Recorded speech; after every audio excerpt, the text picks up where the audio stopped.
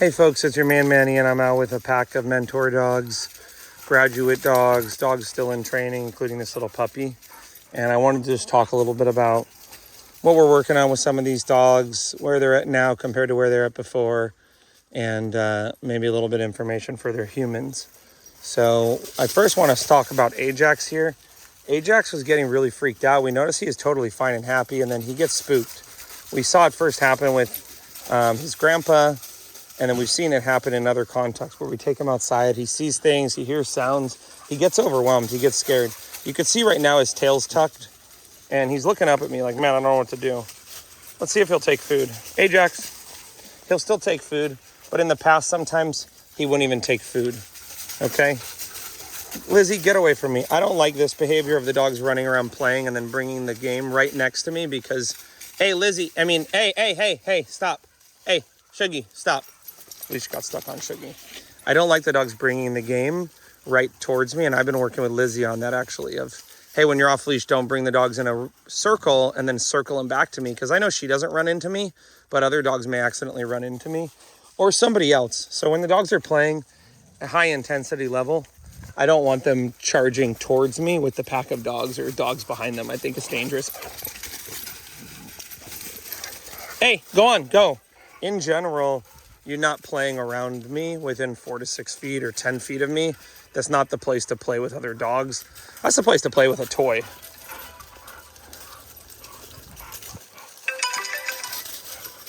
Hey, go on, go.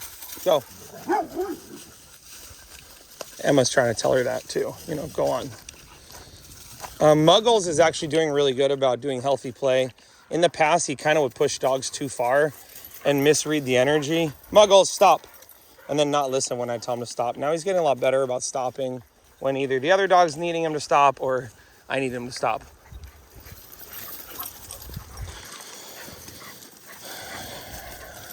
Now with Ajax, when I brought him out, I did a couple things to get him out of the fear. One of the things I did is I used a 15-foot retractable leash, so he had a lot of freedom to roam. Hey, Shuggy. Hey, stop. Don't bring that game near me. Don't do it. You guys want to run over there. Okay, go. Run around, go. Chase her. Shuggy, stop. And you can see, when they get too excited out of their mind, problems can happen. The dogs get wrapped up on the leash. They don't even realize it. So a lot of what we coach all these dogs is, hey, guys, when you get excited, continue. Hey, no. And like I said, this is something I've been working with Lizzie on because she gets all the dogs to chase her and she wants to bring them back to me to kind of... hey, look at how these dogs I have. And it's like, Lizzie, that's super dangerous. Somebody could knock me over. And in that case, Muggles was the one who almost knocked me over.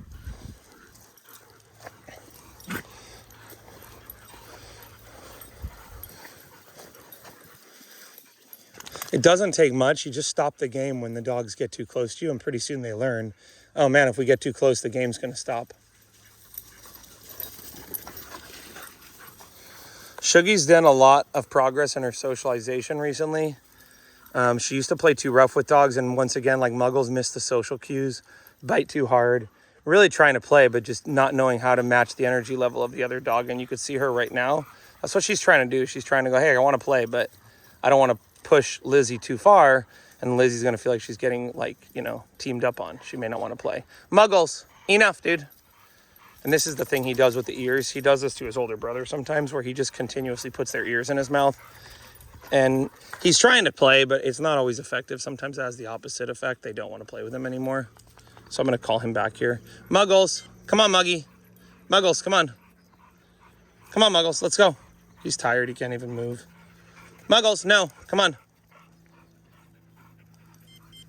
Muggles, no. So I was on vibrate with Muggles. Now I'm at level 9. Muggles, no. This way, buddy. Come on, good boy. Good boy, Muggles. Good. I'm at 9 out of 100. It's a very low level. Okay. So yeah, Ajax. I used a long leash with him. And then at one point he was at the end of the long leash just pulling. And I was like, dude, you can't have that much of a leash if you're just going to be pulling and trying to run away from the playground or whatever. So I shortened the leash.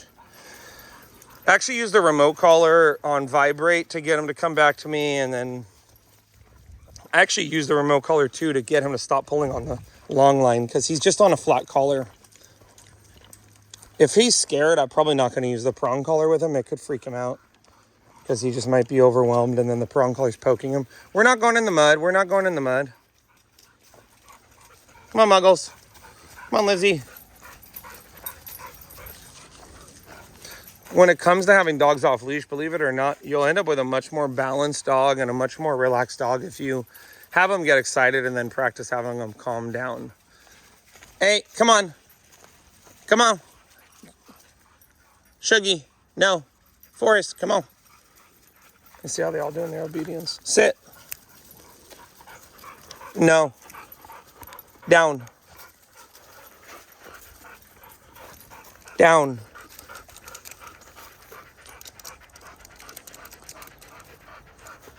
Sugar, no. No. Down. You really want to avoid letting the dogs itch their collars. It's not good. And it'll start to become a main behavior. Lizzie, sit. No. Sit. So I have the dogs all get excited, and then I release them, and then they go crazy again. Good.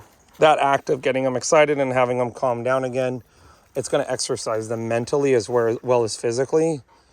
If they just exercise themselves going crazy, it's not going to tire them out mentally and teach them to control their impulses. You want to let them get excited, but at the same time, they're learning to control their impulses. Good boy, Forrest. Forrest is a dog that used to have some fear when we would take him out. It's gotten much better just using food.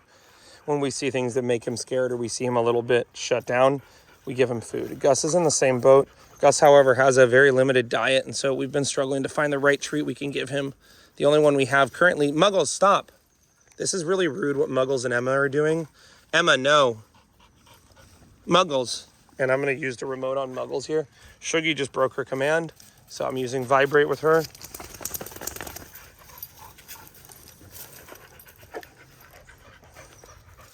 Here, Gus. And I'm going to tap Muggles' remote right here. Gus. Muggles, no. Gus, Gus. Here you go, Gus. This doesn't... Gus.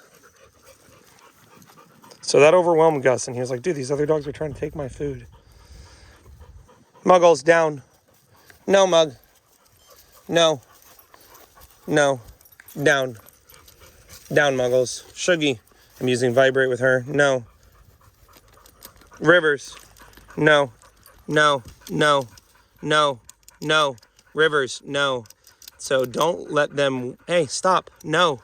Lay down. No. Down. Nope. Nope. Nope. Down.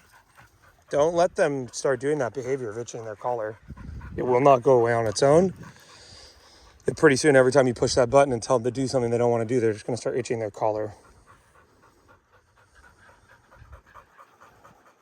The other issue with itching the collar is it can create a blister where those contact points are, and the dog starts scratching their neck, can create a blister. Good boy, Ajax. Ajax is going to do a lot better in areas where it's a lot of nature and there's a little bit of distractions here and there. When they're in the world of nature, there's a lot of smells, and look how quiet it is in nature.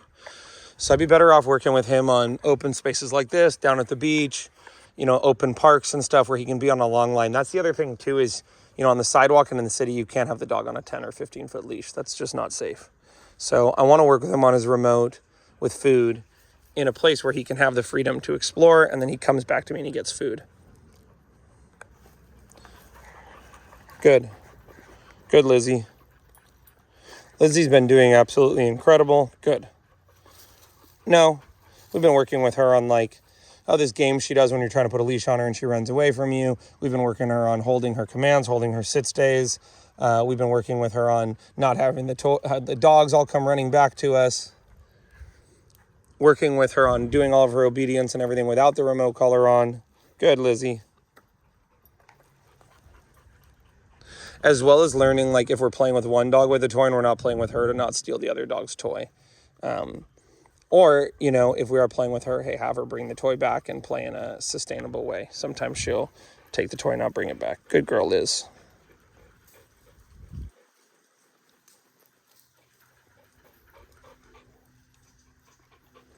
Now in a second, I will release these dogs to run around and go crazy. Break.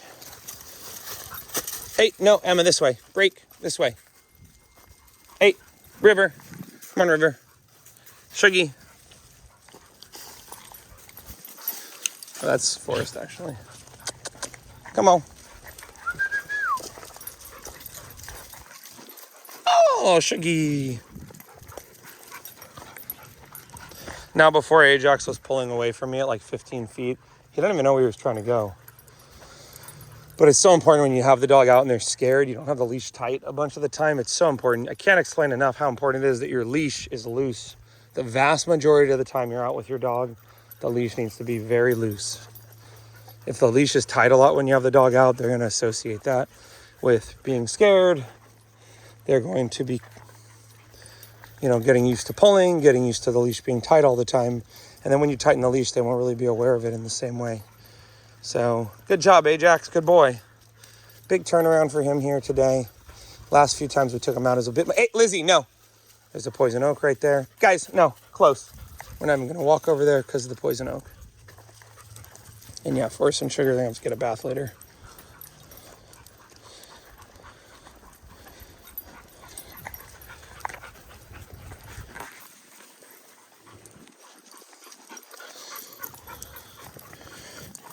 River's been doing good. He does great with his remote on. With his remote not on, he just kind of ignores me. That's a little bit of a sequencing issue. Like, first of all, tell him what to do and just get so many reps in with the remote where you're telling him what to do, he's going to do it, and you're just using the remote anyways. And then also by telling him what to do, not using the remote, and then saying no and having a consequence. That's kind of how you get the dog to the point where they don't need the remote. So it's like, Rivers, come. Yeah, good boy. Rivers, sit. Good boy. Rivers, come. He doesn't. And then no. Use it at a high level. Hold it down until he comes back. Hold it even if he does perform the command. Continuously tap it even after he stops doing what he's doing.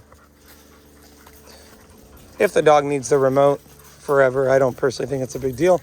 Just like if I need to bring a treat pouch with me forever. Hey, as long as I'm happy and the dog's happy, who cares? Come on, Ajax. Be interesting to see after this walkabout when we go back to where Ajax was freaked out earlier, how he does. Good boy, Ajax. Good boy. Good. Good.